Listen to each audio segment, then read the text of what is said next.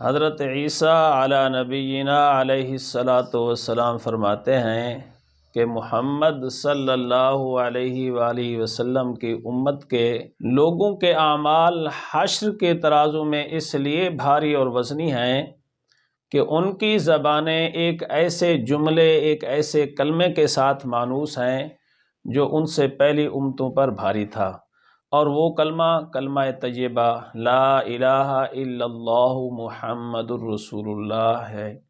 تو آپ سارے پڑھ لیں لا الہ الا اللہ محمد الرسول اللہ۔